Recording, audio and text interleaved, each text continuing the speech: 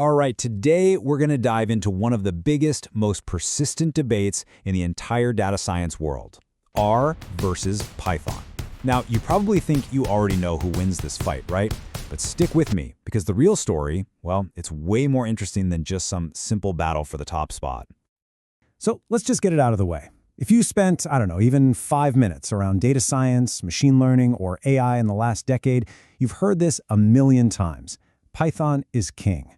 With its huge libraries and just its sheer power as a do-everything language, it really does seem like it's the undisputed ruler of the data kingdom.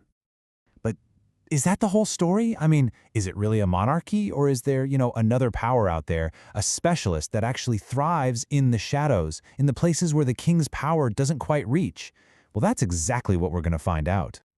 Okay, so first up, the Python data empire. We're acknowledging the all-rounder here. And look, let's give credit where credit is due. Python's data empire is absolutely massive, and for some very, very good reasons. It's the go-to for so many people. So let's quickly break down why. Yeah, Python's strength is it's no joke, especially when you need to build something that's actually going to run in the real world and scale up. So think about it. If you're building a machine learning pipeline that has to go into production, you're probably using Python.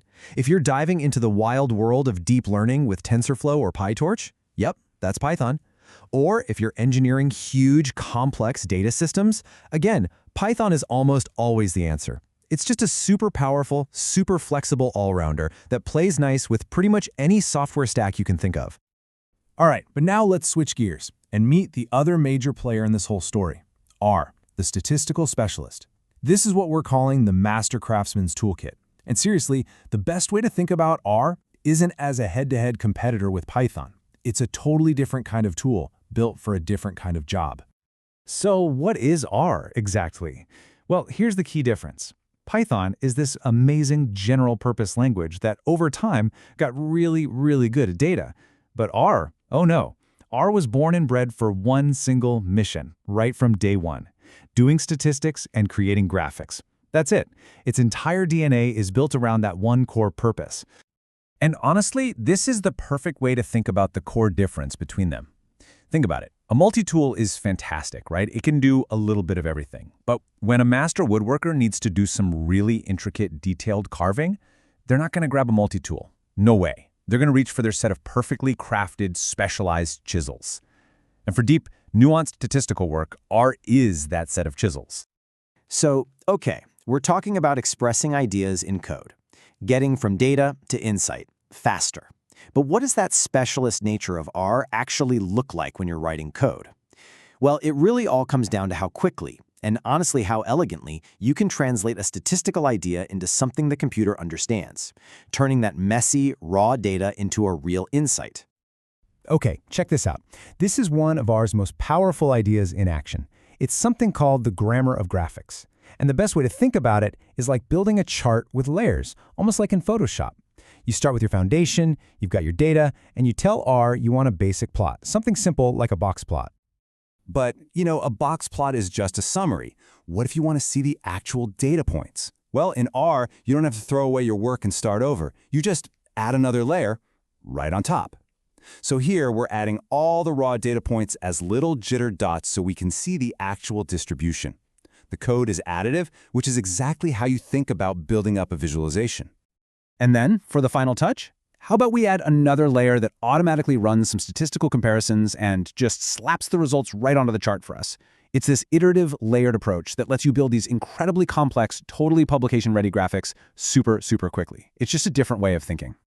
And this whole philosophy, it goes way beyond just making pretty pictures. It's at the absolute heart of how R handles statistical modeling. Now, this little snippet of code you're looking at, yeah, it probably looks a little weird. But trust me, this is one of the single most powerful and consistent ideas in the entire language. And the magic of this formula syntax is its unbelievable consistency. I'm talking it's the universal language for something like 95% of all statistical models in R. So whether you're running a super simple linear regression or some crazy complex mixed effects model, the way you tell the computer what you want to do is the same. That frees up so much mental energy because you get to focus on the actual statistics, not on learning a bunch of new, different syntax for every single model. And this way of thinking is really at the core of what's called the tidyverse. It's this amazing collection of R packages that all work together seamlessly. The whole point is to let you write code that reads almost like a plain English sentence. You wrangle your data, then you group and summarize it, then you pivot it, and then you visualize it. It just makes the whole process of cleaning and exploring data so much more intuitive. Okay, a universe of statistics, the power of a focused ecosystem. So we've established that R has this really elegant language for doing stats, but what about the actual tools? This, my friends, is where you see the incredible power of R's focused community. They've built an entire universe of packages dedicated to statistics. And I mean, just look at that number, 20,000 plus. That's how many packages are available on what's called CRAN, the Comprehensive R Archive Network. That is absolutely staggering. You're looking at decades and decades of statistical research from the smartest people in the world, all bundled up into these neat little packages, just ready for you to download and use. And we're not just talking about a bunch of generic tools here. Oh no, this is where R's nature as a specialist tool just shines. You can find these totally battle-tested packages for some incredibly specific fields.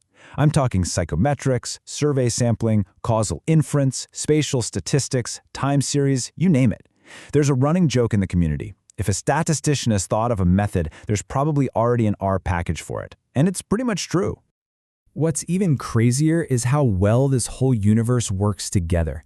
It's so cohesive. You can have one single simple command like summary, and it's smart enough to work on literally hundreds of different types of models, from a basic linear model to a super complex one. It just knows what to do and gives you the key info you need every single time. You don't have to learn a new command for every new package you try.